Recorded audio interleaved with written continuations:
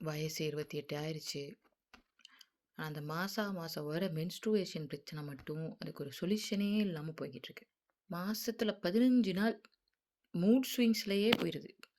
பாக்கி 15 நாள்ல தான் நான் வந்து ஒஸ்காருக்கான வேலைகள்ல ஈடுபட்டுட்டு இருக்கேன். பட் இருந்தாலும், இந்த 15 நாள் வந்து 10 வருஷத்துக்கு முன்னாடி நடந்த பிரச்சனை எல்லாம் மைண்டுக்கு வந்து, "ஏன் இப்படி பண்ண? எதுக்காக?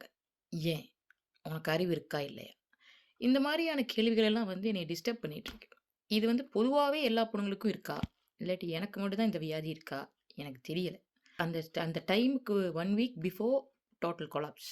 அதுக்கப்புறம் வந்து ஒரு 2, 3 டேஸ்க்கு அப்புறம் வந்து நான் வந்து புத்துணர்ச்சி பெற்ற ஒரு ஆளா மாறிருவேன். அ ஒரே தத்துவங்களும், அதுக்கப்புறம் ஓஷோவ பத்தி பேசுறதும், சத்குருவ பத்தி பேசுறதும் இந்த மாரி இருப்பேன்னு வச்சுக்கோங்களேன். பட் இது வந்து மெண்டல் மாரி மாசத்துல 2 கேரக்டர்ல இருக்கிறது வந்து ரொம்ப கஷ்டமா இருக்கு. குறிப்பிட்ட டைம்ல வந்துட்டு பெண்மையா உணர்ந்தாலும், பாக்கி டைம்லலாம் வந்துட்டு ரொம்ப ஒரு ஏலியன் கிரீச்சர் மாரி நான் இருக்கேன். அ இதுக்கு வந்து ஏதாவது சொல்யூஷன் இருக்கா? பெண்கள் யாராவது சொல்லுங்க. ப்ளீஸ்.